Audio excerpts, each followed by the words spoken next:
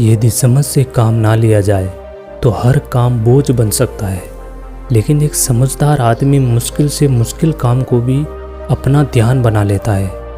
आज की जो बहुत कहानी मैं आपको सुनाने वाला हूँ, इसके अंदर आपको एक ऐसा अचूक तरीका मिलेगा, एक ऐसी विधि मिलेगी कि उसके बाद आप हर काम को अपना ध्यान बना लोगे।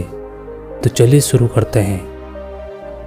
एक नगर के राजा को ये पता चलता है कि उसके नगर में लात्सु नाम का एक असाधारण साधु रहता है और लात्सु के हर शब्द में जीवन का सार छुपा हुआ है। उसी का पता करने के लिए राजा एक दिन अपने घोड़े पर बैठकर लात्सु से मिलने के लिए चल लेता है। जब वो राजा रास्ते में जाता है तो हर कोई आदमी उस लात्सु की तारीफ कर रहा था। हर आदमी यही कह रहा था कि वो साधु तो बहुत आत्मज्ञानी है, बहुत बड़ा साधु है, उसका हर शब्द ज्ञान का भंडार है, उसके हर शब्द को ध्यान से सुनना चाहिए। अब राजा ये सोचते हुए जा रहा था कि जरूर लात्सु कोई बड़ा साधु है। उसके बाद राजा लात्सु की कुटिया के पास जाता है। एक छोटी सी कुटिया बनी हुई थी। राजा वहाँ पर घोड़ा रोक कर उतर कर कुटिया के पास जाता है। वहीं पर एक आदमी खड़ा था जो कीचड़ में भरा हुआ था और पैरों में चप्पल भी नहीं थी। उसी से वो राजा कहता है, महोदय, क्या लात्सु यहीं पर रहता है? वो आदमी कहता है, आप कुटिया के अंदर बैठिए, मैं अभी लात्सु को बुला कर लाता हूँ। उसके बाद राजा कुटिया के अंदर जाकर एक टूटी फूटी खटिया पड़ी थी, वहीं पर बैठ गया। थोड़ी ही देर में लात्सु कुटिया के अंदर आता है। तभी राजा देखता है कि अरे, आप तो वही हैं जो अभी बाहर में खड़े थे। तभी लात्सु कहता है, माफ़ करना महाराज, मैं कोई छोटा सा कार्य कर रहा था, बताइए आपका कैसे आना हुआ? तभी राजा कहता है कि मैंने सुना है कि आप जैसा असाधारण आदमी इस नगर में कोई नहीं है, इसीलिए मैं आपसे मिलने आ गया। मैं आपसे आत्मज्ञान पर ज्ञान चाहता हूँ, लेकिन माफ़ कीजिए, मैं देख रहा हूँ कि आपके पास तो कोई किताब नहीं है, ना कोई सिद्धि और ना ही कोई कला के संकेत दिखते हैं, लेकिन फिर भी आप बहुत शांत दिख रहे हैं। क्या आप मुझे अपना रहस्य बता सकते हैं कि आप इतने शांत कैसे रहते हैं? तभी वो लात्सु कहता है कि आप सुबह के समय मेरे पास आना। सुबह का समय ज्ञान लेने का सबसे अच्छा समय होता है, इसीलिए आप सुबह मेरे पास आना। ये कहने के बाद लात्सु मौन हो जाता है। उस रात राजा को नींद भी नहीं आई। राजा ये सोच रहा था कि लात्सु सुबह मुझे क्या बताने वाला है, वो किस तरीके से मुझे ज्ञान देगा। पूरी रात राजा यही सोचता रहा।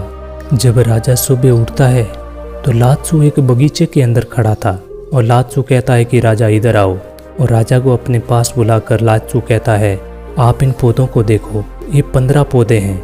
इन 15 पौधों पर आपको पानी डालना है, एक से शुरू करना है और 15वें पौधे तक तब तक आप जाओ, तब तक आपके मन में कोई दूसरे विचार नहीं आने चाहिए। और यदि आपके मन में दूसरे विचार आ जाते हैं तो वहीं पर आपको पानी को रोक देना है और वापस से 1 से शुरू करना है। आपको तब तक कोशिश करनी है, तब तक 1 से लेकर 15 तक आप पौधों को पानी पिलाओ तो दूसरे विचार ना आए, तभी आपका ये कार्य समाप्त होगा। नहीं तो आप यही करते जाना, 15 पौधों पर पानी डालो, तब तक आपका मन यहीं पर रहना चाहिए, इन्हीं पर ध्यान होना चाहिए। अलग कोई विचार आता है तो 1 से वापस शुरू कर देना। अब राजा को पहली बार काम मिला था। अब राजा पहले पौधे से पानी शुरू करता है और वो दूसरे और तीसरे पौधे तक ही पहुंचता है कि राजा अपने महल के बगीचे के बारे में सोचने लगता है। अब राजा को पता था कि लात्सु उसकी परीक्षा ले रहा है और यदि कोई चालाकी करेगा तो वो पकड़ा जाएगा। राजा वापस से पहले पौधे पर पानी डालना शुरू करता है, लेकिन इस बार वो सिर्फ दूसरे पौधे तक ही पहुंचा कि अपने बगीचे में लगा एक फल के बारे में सोचने लग गया। राजा फिर से पहले पौधे पर पानी डालना शुरू किया। ऐसे करते करते राजा पूरा दिन यही काम करता रहा, लेकिन एक जगह ध्यान लगाकर वो 15 पौधों पर पानी नहीं डाल पाया। ऐसे ही राजा के मन में विचार चलते जाते और राजा वापस से पहले पौधे से शुरू कर देता। अब राजा थक हार के बैठ गया। तभी लात्सु राजा के पास आता है और लात्सु राजा को कहता है कि मैं आपकी ईमानदारी से बहुत प्रसन्न हुआ। मुझे पता है कि आप ईमानदारी से काम कर रहे हैं, तो अब मेरी बात गौर से सुनो। जब कोई काम करते वक्त हमारा मन पूरी तरह विचारों से खाली रहता है तो हर काम हमें असीम ज्ञान देने वाला मिलता है, क्योंकि उसमें हमारे मन में साइलेंट अवेयरनेस उत्पन्न होती है। और जब साइलेंट अवेयरनेस उत्पन्न होती है तो हमें हर काम ज्ञान देने वाला मिलता है, हर काम में मन लगता है और उसी काम में हम ध्यान लगा पाते हैं। लेकिन तब राजा कहता है कि ये संभव कैसे होगा, कोई भी काम करते हैं तो अलग विचार तो आना ही है, एक जगह तो ध्यान लग ही नहीं पाता है। तभी लालचू ने कहा, राजा तुम पेड़ों पर पानी नहीं डाल रहे थे, तुम ये काम जल्दी जल्दी ख़त्म करना चाहते थे, तुम इस काम को जल्दी ख़त्म करके मुझसे बात करना चाहते थे। और तब तक हम ऐसा करेंगे तब तक हर काम हमें बोझ ही लगेगा। तुम इन पौधों पर पानी डालो तो यही सोचो कि मेरा यही काम है, बस और कोई काम नहीं है। पूरा मन अपने इसी काम पर लगाओ, इस काम को बोझ मत समझो कि इसको जल्दी ख़त्म करूँगा और आराम करूँगा। ऐसा मत सोचिए, ऐसा सोचेंगे तो आप एक जगह मन नहीं लगा पाएंगे। आपको बस यही काम सोचना है और इसी में पूरा अंतर्मन हो जाना है कि यही काम करना है और मैं यही काम करने के लिए बना हूँ। बस इतना सोचकर उस काम को करो। तभी राजा कहता है कि ये सब बातें तो मैं समझ रहा हूँ, लेकिन ये करना बहुत कठिन है। क्या ऐसा करने के लिए मुझे अकेले होना पड़ेगा? क्या मुझे पहाड़ों में जाकर तपस्या करनी पड़ेगी? तभी लालचू कहता है कि शांत मन तो हमारे पास में मौजूद है, इसके लिए कहीं पहाड़ों में जाने की ज़रूरत नहीं है। हमारे अंदर ही शांत मन है, हमें बस उसी को पहचानना है। सबसे पहले काम करना है, अपने सांस पर ध्यान दो, तब तुम्हें पता चलेगा कि हमारी शांति तो सांस के अंदर समाई हुई है। सांस के साथ अपने मन को बांध देना है। तुम कोई भी काम कर रहे हो, सांस ले रहे हो, चल रहे हो, सो रहे हो, बस अपनी सांस पर ध्यान दो। और जब आप ऐसा करते हो तो बिखरा हुआ मन समेटने लगता है, एक जगह सांस पर आना शुरू कर देता है। और ऐसा करने से हमारा मन एकाग्र हो जाता है, वन पॉइंट हो जाता है। किसी भी काम को करने के लिए यदि हमारा मन वन पॉइंट हो जाता है तो हमारा मस्तिष्क, हमारा शरीर सभी एक ही जगह काम करने लग जाते हैं, उसी काम पर एकाग्र हो जाते हैं। उस समय कोई विचार हमारे मन में नहीं आते हैं, उस समय कर्म और कर्ता एक हो जाता है और साइलेंट अवेयरनेस उत्पन्न हो जाती है। जो पहले से हमारे अंदर बनी हुई थी वही उत्पन्न हो जाती है। और फिर तुम इसे आत्मज्ञान, आनंद, कुछ भी नाम दे सकते हो, ये आसानी से उत्पन्न हो जाती है। हमारी सांसें बहुत ही रहस्यमय है, क्योंकि सांसें ना तो भूतकाल में चलती है और ना ही भविष्य में चलती है। सांसें तो वर्तमान में चलती है।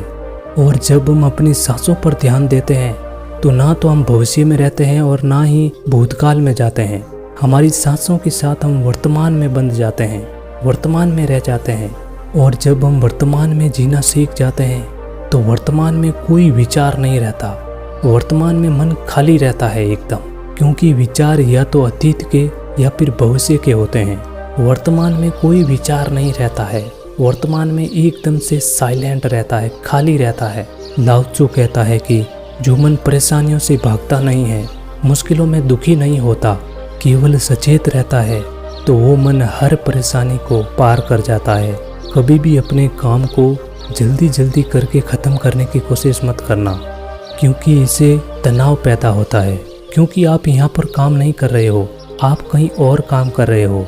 तनाव के कारण मन में विचार हावी होने लग जाते हैं और जो काम वर्तमान का दरवाजा था, वर्तमान का सुख था, वही हमारे लिए बोझ बनना शुरू हो जाता है। जब भी काम करना शुरू करो तो मन को अपने सांस के साथ ले आओ। सांस के साथ लाने से धीरे धीरे वो काम हमारे लिए ध्यान बन जाएगा, वही काम हमारे लिए ज्ञान का दरवाज़ा बन जाएगा। उसके बाद वो राजा कहता है कि महाराज, एक समय में दो काम कैसे कर सकता हूँ? या तो मैं अपने सांस पर ध्यान लगा सकता हूँ या फिर मैं अपने काम पर ध्यान लगा सकता हूँ। यदि मैं अपने सांस पर ध्यान लगाऊंगा तो मैं अपने काम पर ध्यान नहीं लगा पाऊंगा और वो काम पूरा नहीं हो पाएगा। और यदि मैं अपने मन को पूरे काम पर लगाऊंगा तो फिर मैं अपने मन को अपने सांस पर नहीं लगा पाऊंगा। वो राजा कहता है, क्या कोई ऐसा नहीं हो सकता कि मैं अपना पूरा ध्यान अपने काम पर लगाऊं? उसके बाद लाओत्सु कहता है कि अभी तुम पौधों पर पानी डाल रहे थे, लेकिन फिर भी तुम्हारे मन में विचार आ जाते थे। तुम्हारे मन में बहुत सारे विचार उत्पन्न हो रहे थे, क्योंकि तुम हर समय काम करते नहीं रहोगे। काम तो थोड़ी देर के लिए रहता है, लेकिन सांस तुम हर समय लेते हो। इसीलिए अपने सांसों पर ध्यान लगाओ। इसीलिए मैंने तुझे सांसों का ध्यान बताया है।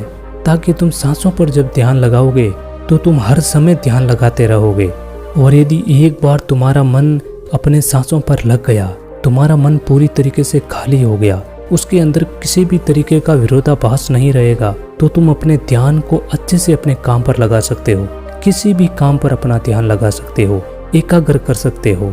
जितनी देर तक चाहोगे इतनी देर तक तुम अपना ध्यान अपने काम पर लगा सकते हो। और उसके बाद तुम्हारा हर काम तुम्हें बोझ नहीं लगेगा, बल्कि वो तुम्हारा ध्यान बन जाएगा। लेकिन इसके लिए तुम्हें संसार से बिल्कुल उलट चलना पड़ेगा। संसार में सभी लोगों के अंदर एक दौड़ लगी हुई है।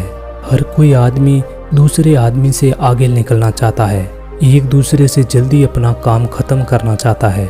और वो जल्दी काम खत्म करने के चक्कर में वो वर्तमान में नहीं रुक पाता है, वो अतीत या भविष्य में ही घूमता रहता है। और इसीलिए वो अपने काम को कभी भी ध्यान नहीं बना पाता है। तुम हर पल में रुकना सीखो, वर्तमान में जीना सीखो। ठहर जाओ, रुक जाओ एक ही जगह और धीरे धीरे अपने सांसों पर ध्यान लगाओ। एक ही जगह लगाओ, एकाग्र करो अपने मन को सिर्फ अपनी सांस पर, और अपनी सांसों पर ध्यान लगाते हुए किसी भी काम को करते जाओ। और जब तुम ऐसा करोगे तो धीरे धीरे तुम्हें लगेगा कि तुम्हारा मन विचारों से पूरी तरह खाली हो रहा है, तुम्हारा मन वर्तमान में आ रहा है, तुम हर काम पर ध्यान लगा पा रहे हो। उस समय तुम्हें वास्तविकता की झलक दिखाई देगी।